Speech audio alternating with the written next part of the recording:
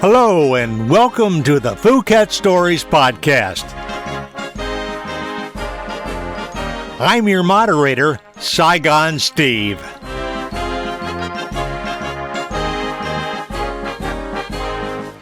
On this recorded podcast, we'll talk with service alumni who were stationed at Phu Cat Air Force Base in Vietnam and talk with them about their experiences.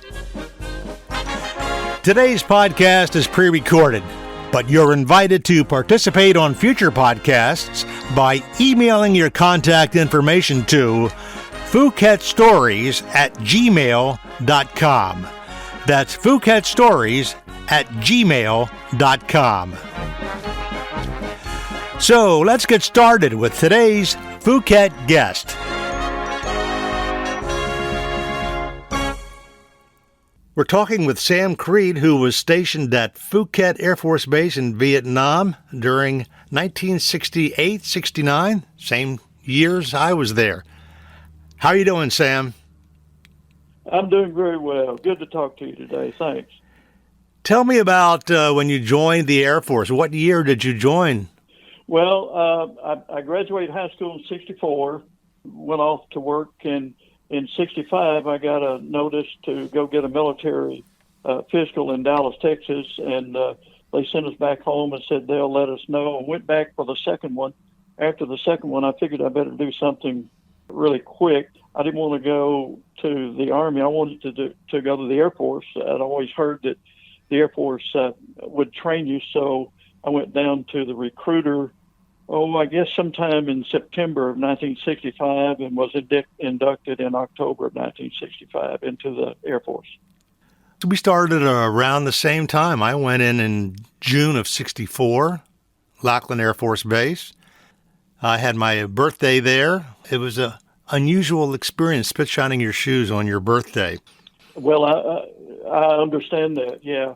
I was just 19 years old by October 65, which has always amazed me that the average age of the Vietnam veterans, 19-year-olds doing what we did. Can you imagine? So when you left Lackland, did you go to tech school? I did. Actually, the Security Police Tech School is in Lackland on the base, and then you go out to a place called Camp Bullis, which is an old World War II Army camp that's still there, as a matter of fact. You can still go out there, and I think it may still be used for training. But I went out there for security police training. They had a replica of a village in Vietnam set up out there, and they used that for training purposes, plus the rifle range. And I went through training there and finished up probably in January of 66, I think. So what did you do between 66 and when you left for Phu Cat? Well, in 66, they kept us at Lackland for a little while. There was an outbreak of some sort of problem that they kept us there. I think it was encephalitis or something to do that was fairly dangerous. Maybe it was meningitis. It was. And then we finally got pipelined to Little Rock Air Force Base. There were 7 of us that went. We called ourselves the Magnificent Seven. Went to the same squadron, 825th Security Police Squadron at Little Rock Air Force Base, which at that time was a strategic air command base with B-58 bombers, nuclear bombers. And from 66, for about a year, I was in flatline security guarding B-58 Hustlers that were loaded with 2 on any given day, that were loaded with 5 nuclear bombs each, and the weapons storage area and the other security details that you had in those years. I had an opportunity. The first sergeant sent word down to guard me out one day that he needed someone to work in the orderly room that could type. And I had taken 2 years of typing in high school, and brother, I volunteered immediately for that. Went up. The first sergeant was pleased with me and gave me a job in the 825th Security Police orderly room, where I stayed until I left to go to Phu Cat. And during that time, I did the duties of a 702, which is admin clerk, but I still had the security police AFSC. And I worked in the orderly room with a great first sergeant who really kind of promoted me to do better things with my life. Well, it's interesting that you talk about you volunteered because you could type. I was standing in formation one day, and they said, anyone here can type? And I raised my hand, and they said, good, you can tar the roof. Yes, I fell for those as well, but in this case, it turned out to be a fortune. It was ideal. I worked in an oiler room with some great folks who really helped me through. In fact, sort of laid the foundation for my year or two of duty in Vietnam. I volunteered for Vietnam in February of 1968. My NCOIC in the orderly room was a guy named Jones, Robert Jones, I think, Staff Sergeant.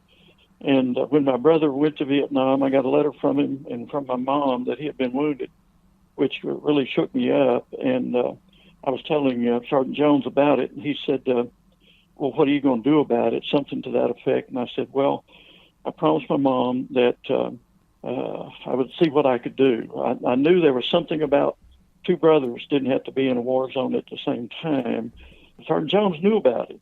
And he said, okay, let me get you the information. It was the Sullivan brothers. It wasn't a regulation. It was just kind of a understood thing, as I understand it. And a lot of brothers, in fact, were in Vietnam at the same time. I've since learned. Anyway, he looked it up and came back and said, okay, what you need to do is volunteer. When you get to Vietnam, you get to your brother and y'all complete the paperwork, and you can actually have him transferred out if you agree to stay for a tour of duty. And I did volunteer for Vietnam, was assigned to Phu Cat in April of 1968, right after my brother had been going through, his unit had been going through the Tet Offensive, and with a reporting date at Phu Cat on at about the 4th of July, 1968, I think. It's almost like the movie Saving Private Ryan when you're doing the Sullivan brothers. Well, that movie I can't watch. Yeah, it's real close. It's just real close. Yeah. So let's get back to the first day that you arrived at Phu Cat. I ask everyone, what's it like when you get off the airplane on the flight line, and what's the first thing that runs through your mind? It was kind of a long flight over.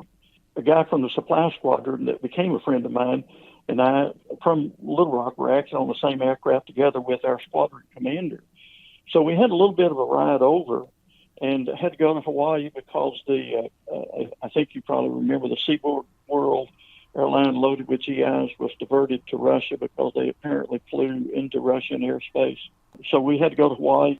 When we took off from Hawaii, apparently blew a tire, thought we were going to have to do an emergency crash landing at Clark Field in the Philippines, no problem, on to Cameron Bay. By the time we got to Cameron Bay, man, we were worn out. Called a C-130 up to Queen Yan and then a C-7 over to Phu Cat. And when we got off the aircraft, came down the back ramp of the Caribou at Phu Cat, you know, you look around and you think, man, compared to Little Rock, which was a strategic air command base with supersonic bombers, this is a very small place. In a way, you know, you kind of felt, okay, I can handle this. I'm not in this big, wide air base. Everything was just sort of together there. Well, you were there, you know how it was. And I went over to the base ops building where I think I must have caught a bus or something down to the orderly room to check in. I remember very early when you got off the airplane, and I've talked to this with other people too.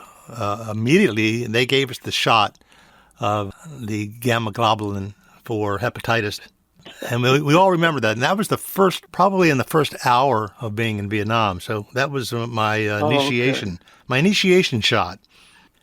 Well, they did that for us, but it wasn't right off. In fact, it was a little while later after I'd actually already started working, and the first sergeant sent out a list of our troops. We had about 40 or so air traffic controllers in our section. And, you know, the punch cards? Mm-hmm. I gave the guys all their punch cards and told them to go get the shot. Well, they didn't and wouldn't. And finally, the medic set up in the chow hall, and you couldn't eat chow until you had your name marked off of off the list. So I noticed on several occasions I'd go to chow hall and guys would come in. You'd have to drop your pants and get a gamma globulin hepatitis shot there before you could eat chow. Most of them held out. Some of them held out a couple of days, but finally they got so hungry they just had to go and do it. But I went over to the medic, and they were the Vietnamese nurse. In fact, gave me the injection. So that's Right. that was it. The initiation for everybody who went to Phu Cat. That was the painful part, physically the painful part. Yes.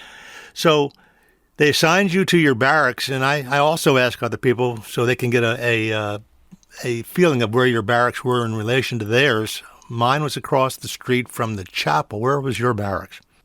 Our barracks was new. In fact, they were still working on it a little bit when I got there and moved in. Some of the guys had started building the cubicles that we were able to build, but it was located immediately behind the chapel.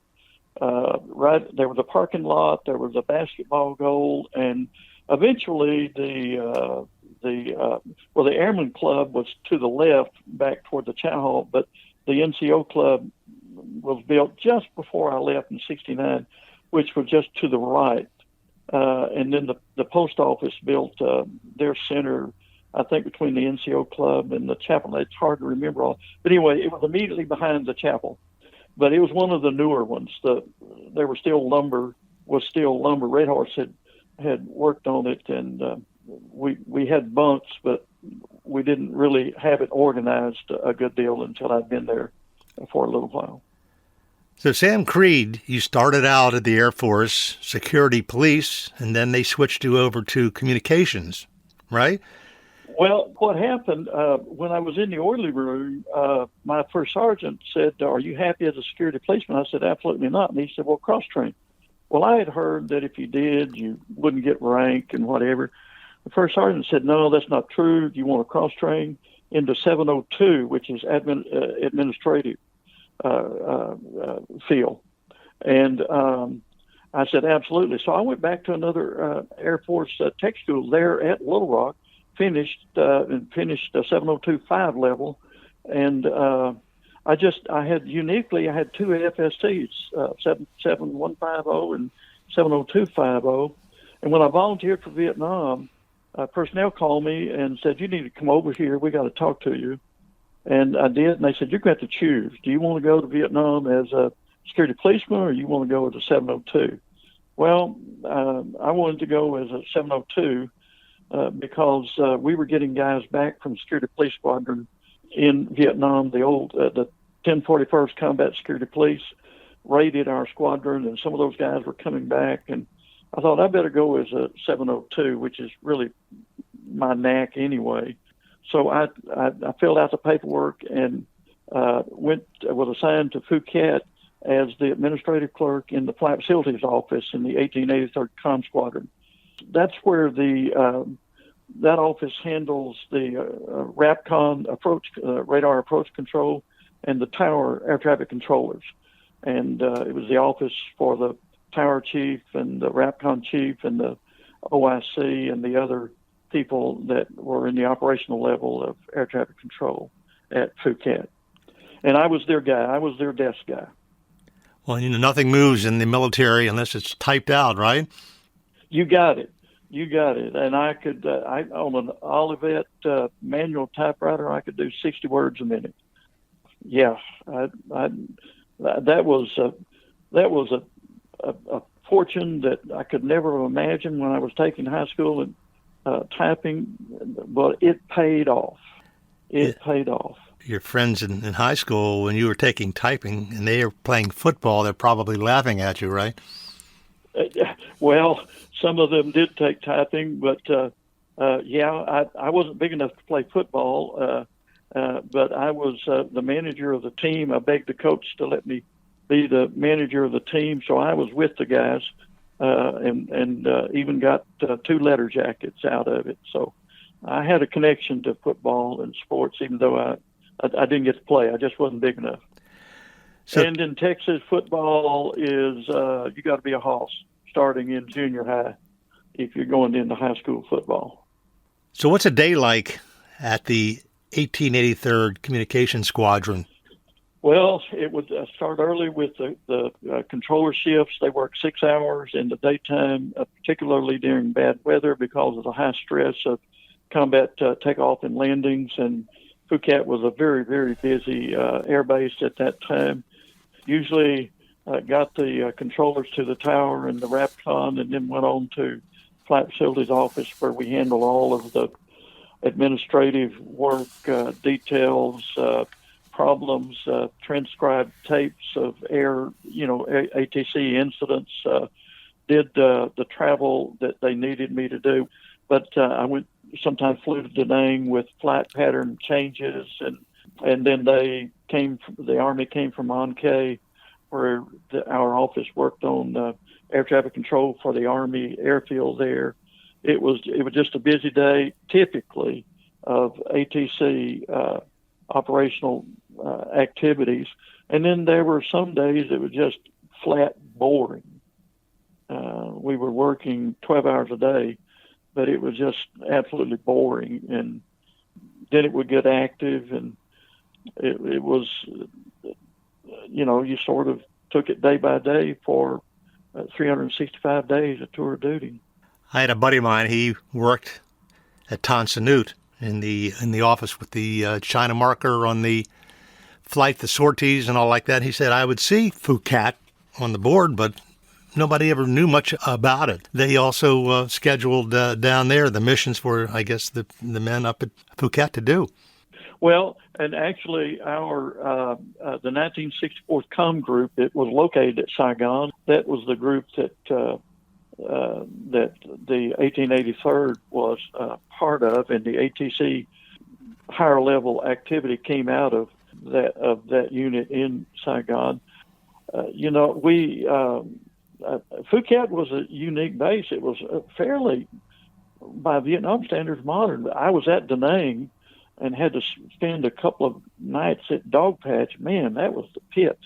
I was down at Cameron Bay, had to stay in the Red Horse hooches, and it was so hot and sand filled the mattresses that was miserable. I went into Bong Son with the 173rd Air, where the 173rd Airborne was, to deliver some supplies and ammo and rations, just riding with the Caribou pilots. They came into the office and I'd ask them, can I ride with you? And man, the Army, I learned real quick that we had it pretty good at Phu Cat as far as living quarters and chow and that sort of thing. Well, my buddy at Tan Son Nhut, he said the base was built around the Vietnam Village within the perimeter of the base, and I believe Da Nang was the same way. Wow. Rather than the Vietnamese living outside the perimeter, they're living inside the base. Yeah, and Da Nang was one of the older bases, and the hooches, there were cockroaches big enough to carry you off in that. In fact, it got so bad that I went out to China Beach, where the Marines had a R&R, in-country R&R compound. Didn't have any room for me out there, but I slept under a juniper tree, which was a lot better than sleeping in those hooches. It was raining, and they were wet, and there were cockroaches in there. And I thought I'll do something about that. And fortunately, I had connections. I could just say ATC people and people that work with them have this unique connection. They've all worked with each other. And I could just say, hey, Sergeant Buchanan, I'm Sergeant Phillips from Phu Cat, sent me up here. And he'd say, oh, okay, what you need? And that worked real well for me as I traveled around for the squadron. Speaking of traveling around, you mentioned something called the Coffee Pot Expedition. Tell us about that. That was great. Our coffee pot quit working, and coffee is just an essential part of life. I mean, you've got to have it.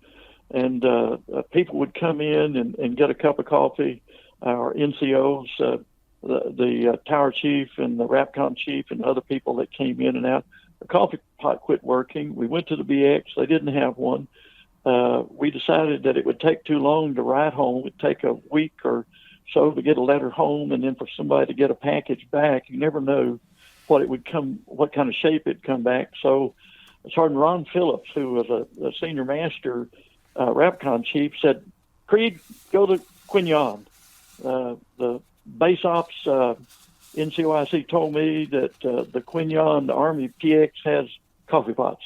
We'll get you a ride, and you go down and get us a new coffee pot. So I went back and got all the gear you had to have. I had flak vest and helmet and M16 and ammo, all of that sort of thing, loaded up. And the tower got me a ride on a Huey. The Army happened to be coming by, and they said, "Yeah, we'll come stop and get him." So I hitchhiked a ride to Quignon Army Airfield, walked over to the BX, and they had sold out. The guy told me, "We sold out this morning." So I'm standing there with the MPC in my pocket and no coffee pot to buy. So I walked back over to the Army Airfield. I moved some chow off the Army chow hall and kind of hung around for a little while and hoping I'd catch a 1:30 or something back to Phu Cat. Didn't happen. About dark, I thought, well, I need to do something. And I went up to the tower, in the Army tower, and I told them I was from Phu Cat RAPCON Tower Flight Facilities. And they said, oh, okay, yeah, we'll get you a ride if we can find somebody. They couldn't find anybody. So I just bunked out in the tower, fell asleep on the floor. And I don't know, about daylight the next morning, the Army controllers woke me up, and I could hear, sounded like mortar or something going off. They said, we've got incoming. We've got to get down to the bunker, which was down the stairs below the tower, sandbag bunker. And they had the PRCs. I forget it's the Army portable radio of some kind, I think. They took it down, and they were communicating with the pilots. And one of them turned to me and said, "Hey, you want to get out of here now?" And I said, "Yeah." He said, "Well, I've got a Chinook pilot. He's on the tarmac. It's about 60 yards, and he wants to get off the ground because," and we were still getting incoming at a navigational unit called the TAC-IN, which was off the end of one runway.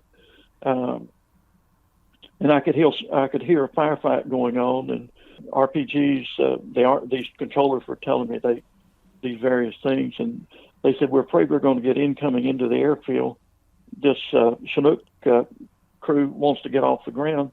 And he said, "If you can be there in just a few seconds, you can ride out with him." So I grabbed all my gear, threw it around my arm as best I could, and I went running down the tarmac as hard as I could run with all that. And he was his blades were already, on. He had the engines going and had the back ramp down of a Chinook. And the door gunner was standing there yelling at me, "Come on, if you're coming." And I got to the ramp, and he started to roll. The door gunner kind of grabbed my arm, jerked me up into the bay of the Chinook. It was empty. And then he went on up and got his seat and did whatever. He looked like he jacked around into the automatic weapon he had out the window. But anyway, he told me to come up front and sit because there was armor plating up there beside him. And so we got in the air, and after a few minutes, the door gunner told me, "Okay, you can relax. We'll be at Phu Cat in about 45 minutes. So I got back to Phu Cat, walked in the office, and they said, "Where's the coffee pot?" And I said, "Okay, let me tell you my story." At first they didn't believe me. And I said, "No, there was no coffee pot." And I just ran away from a firefight at Quignon, and I didn't want to be caught in that. And I don't know where we ever got the coffee pot. I know we got one. I think maybe borrowed it from the fire station or something. I can't remember. But anyway, that's the coffee pot story. You got to have coffee. Sure. And you used the word, you borrowed it from the fire department. That's a euphemism, right? I was the radar of the 1883rd Flight Facilities. I scrounged stuff you wouldn't believe, including stakes for plywood that I got from Red Horse in return for a ride to Quignon to get the controllers to get a ride for a guy into Quignon on a Huey, I think it was, and he was able to get me several pieces of plywood that I traded to the chow hall cook so he could build a cubicle in his barrack for some steaks, and we had a cookout out beside the 1883rd Barracks. So, Sam Creed, you were there in February of 1969, and we had a sapper attack during that time. Yes. What was your experience with that? Well, that was the week that the IG from PACAF, I think it was PACAF, came in to inspect. I have kept notes over for whatever reason. I didn't keep a diary, but I just kept notes and photographs and written little notes. So I know it was in February of 1969. They were there probably the first or second week in February, around the early part of February at any rate. And my commander, my OIC, asked me if our office was in tip-top shape because he wanted a good IG inspection. It would be beneficial to him. Plus, I would get the benefit of it if we did well. So all week long, from Monday through Thursday, I worked from early morning until night. I got all of the administrative records, files, reports, everything that had to do with the air traffic control flight facilities office. I got them in shape and as they were supposed to be. And on Friday, they were coming, I think, the following Monday or the following Saturday. I think I did get a letter from of appreciation. It wasn't appreciation, but I got a letter of commendation from the IG. And the dates were February 7th through 11th. That was, I think the 7th was on a Thursday or Friday. But anyway, on that Friday, I just was so tired that I went to evening chow, and I came back to the ops building, and I sort of worked a little bit, and I thought, man, I'm just tired. If it's not ready now, if the IG doesn't like it, that's fine. What are they going to do, send me to Vietnam? I just walked on back to the barracks, and around 10 o'clock that night, some sappers got on base and fired RPGs into the buildings around us, to one of the Caribou Squadron's building, the fire hall, and into base ops, and really tore things up and did some other damage. And our building, our office had a window in it, and if I had been there and had the light on, I always thought that, goodness, because I'd turned the light off and gone on to the barracks. If I'd had that light on, that would have been a perfect target for an RPG. There were some firemen actually hurt right next door to us because they had lights on in their building. That was scary. That was scary. I was glad that I decided to go back to the barracks and not stay at base ops that night. My story about February 69 with the sapper attack, I was in the transportation squadron, and I got a call. There's a security police. He needs a ride out to wherever it was, probably out near you. And I drove him out there, and I pulled into where the area was, and my headlights caught all of these troops. They're all crouched down with their M16s, and I lit them up with my headlights. And so I turned off the headlights, and he got out of the truck, and I came back at probably 90 miles an hour to get away from there. Of course, the speed limit on the base is 25, but at nighttime, I bent the rules a little bit. And that's what I remember about the sapper attack at Phu Cat, February of 1969. Yeah, I actually saw the bodies. I was going up to the tower. It was right in that area on the road that went up to the tower, and the bodies were still laying out on the side of the road, and the rocks and the security police were still there. In fact, I have a photo, not of the bodies. I never took a picture of bodies that I saw, when I was outside the base. And certainly I didn't take, because they were all mangled. But at any rate, I did see the bodies after all of that. The security police pretty well wasted them. So, Sam Creed, let's lighten it up just a little bit. Let's go back to 1968 at Phu Cat, and you had something to do with a Christmas party with the orphans at the Phu Cat Village. Tell us about that.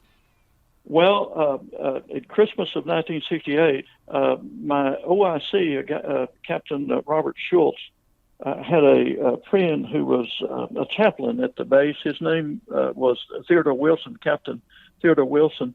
And he came in one day and he said, "Hey, Sam, do you still have your gun card?" And because he knew I'd been in security, he had asked me about all these questions and knew I'd been in security police squadron. And I said, "Oh, yeah, I'm still rated. I can check out an M16, and I still have a gun card. As a matter of fact, I had it from Little Rock. I'd kept up my rating all those years with the M16 and 38. And he said, "Well, I told Chaplain Wilson that, so he's interested if you'll ride shotgun with him out to the village, because he's trying to put together a Christmas party for the kids in an orphanage that was run by Vietnamese Catholic nuns and an Episcopal priest from Quy Nhon that was in Phu Cat Village." So I rode shotgun for Chaplain Wilson a couple of times to make arrangements for the Christmas party. And then finally, right around Christmas Day, the chaplain got a couple of buses. We had when you were in transportation, we had a transit system that ran regular routes. That was one of my duties. Okay. Well, apparently he was able to borrow a couple of those buses, and he asked me to ride shotgun with him. So I got all of my gear, and we headed on that particular day. We headed out to. This was the day before, I think, the Christmas party. Chaplain Wilson wanted to go out and make one more contact with the nuns to have all the kids ready. Well, we were headed down Highway 1 toward Phu Cat Village. Noticed that the ARVN checkpoint was not there. The ARVN troops were nowhere to be seen. We didn't see any rocks on the highway, any Korean soldiers on the highway. As we neared the village, Chaplain Wilson said, "Uh-oh." Up in front of us, well, first we passed some bodies, some VC bodies that the rocks apparently had killed earlier, which kind of spooked us a little bit. And he said, "There's a crowd of people up there, and I don't know what this is." So he stopped, and he said, "Get down in the well and go ahead and jack around and be ready. I don't think there's a problem, but I'm just going to blow through them." And we did. There was no problem. Went around it, went on down, went to the orphanage, turned around and came back. When we came back, the Korean, the rocks were there. Everything was calmed down. The next day, we went and picked up 82 kids. I remember the number, 82 kids, orphans. Brought them back to Phu Cat to the picnic area. Do you remember the picnic area that was at Phu Cat? Had pavilions and a place to cook, and a number of guys. I have photos of a number of the controllers that cooked hamburgers and other kinds of food and interacted with the children. They played games, soccer, races. 82 kids all afternoon long, and then they put on a program for us. They sang Christmas carols in Vietnamese, then had little signs that were actually in English. They weren't accurate, but I have pictures of them. They were appreciated, and we spent the afternoon. Well, when we finally got to the end of the day, the chaplain said, "Okay, we need to load these kids up and get them home, get them back to the orphanage." We did. And on the way back, they had eaten that rich American food, and they puked all over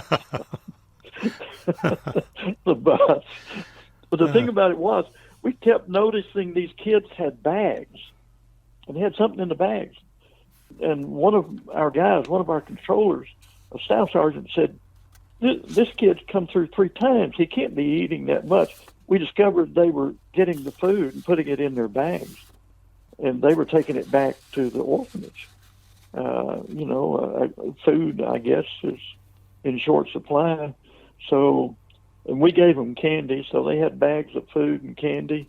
We took them back to the orphanage, and I still see guys. There were a lot of guys that post on the alumni page that talk about the picnic. That was Christmas of '68. They may have done it other times, but and I have some photos of the guys that I knew in the squadron, plus Jim Cooper, that he was in the maintenance part of communication squadron. He was at Little Rock with me, and we rode over to Vietnam together. But that was a good day, and I appreciate Chaplain Wilson. In fact, I think I got a letter of appreciation for my personnel file from that I still have. A little note that indicated that he appreciated, my helping, and it was great fun.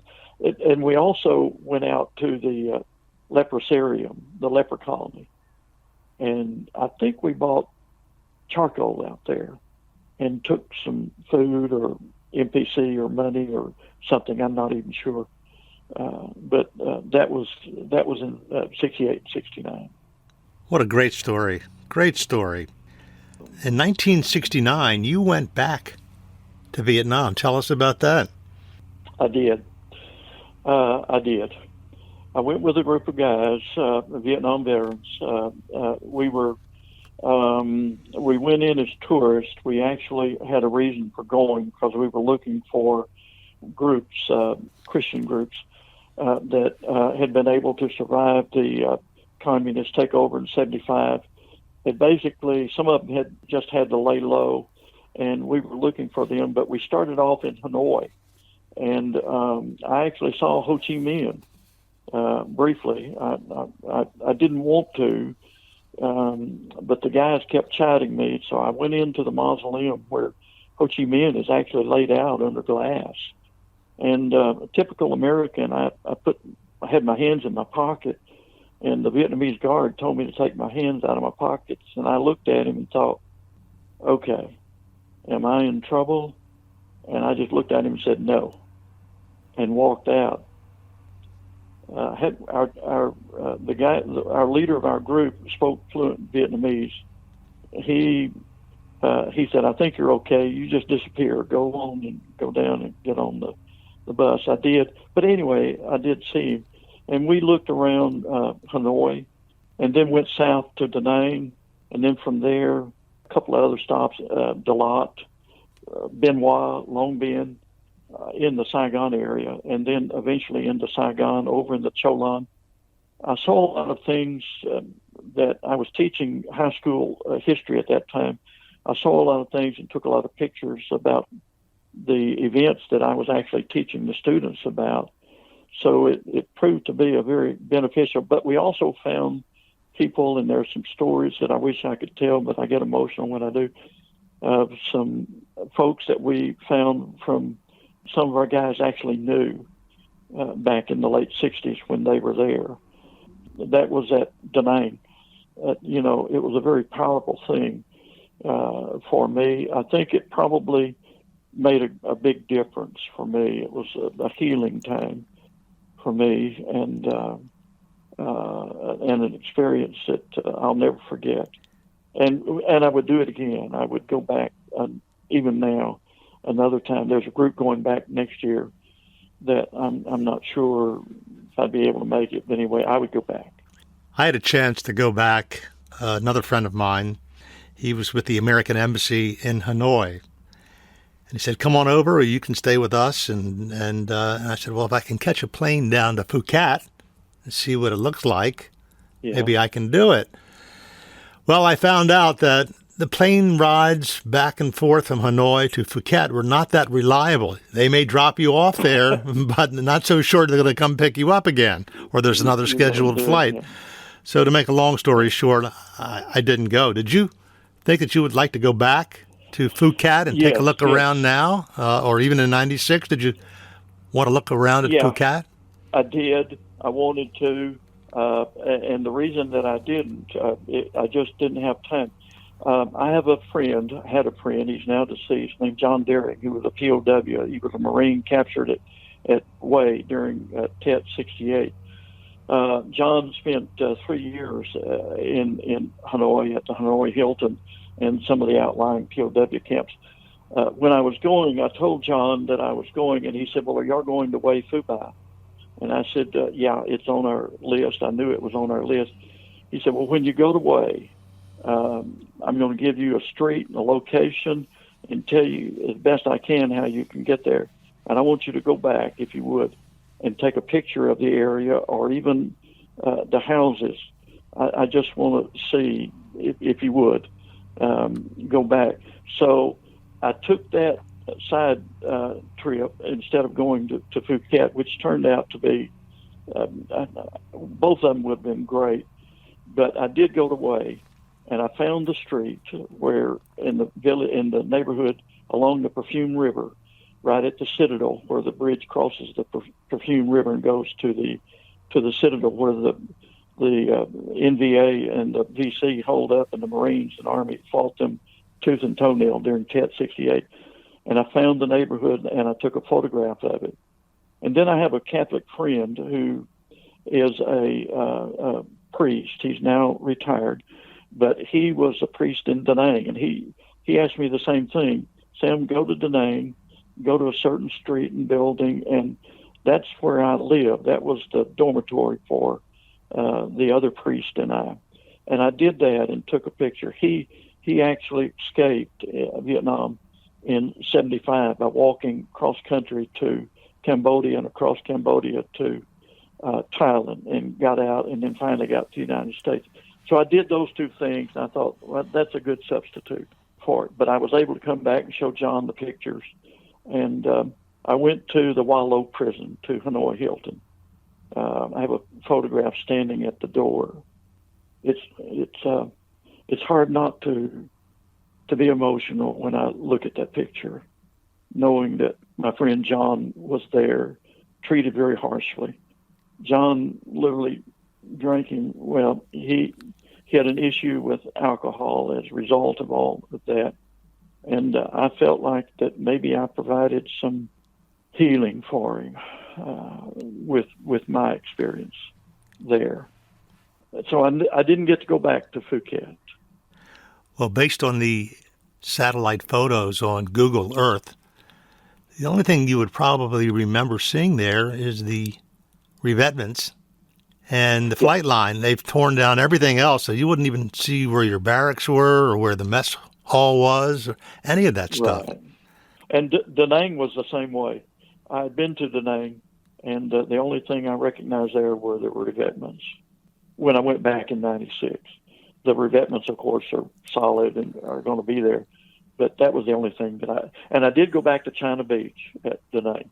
And I tried to find about the location where it was that I found a place to sleep out on the beach at the Marine compound. I think I did, but at any rate, I did go back there and to Marble Mountain. Well, Sam Creed, this has been a very interesting time speaking with you about your stay.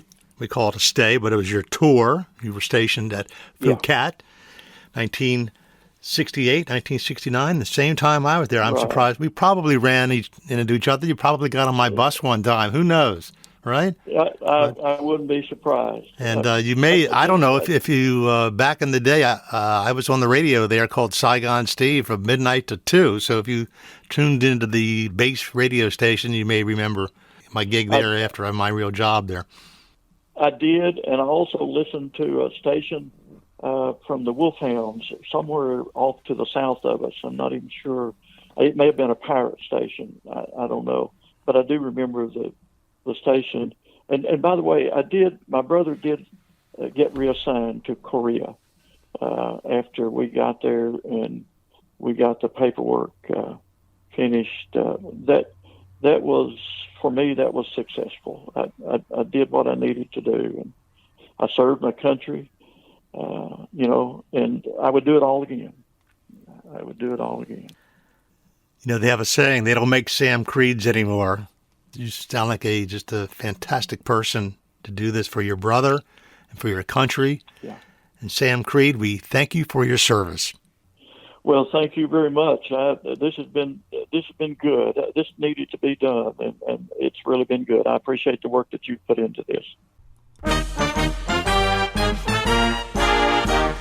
Well, that wraps up another episode of Phu Cat Stories.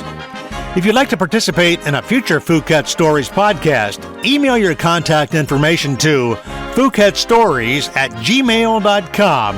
That's phukatstories@gmail.com. Until next time, thanks for listening to the Phu Cat Stories podcast. I'm Saigon Steve.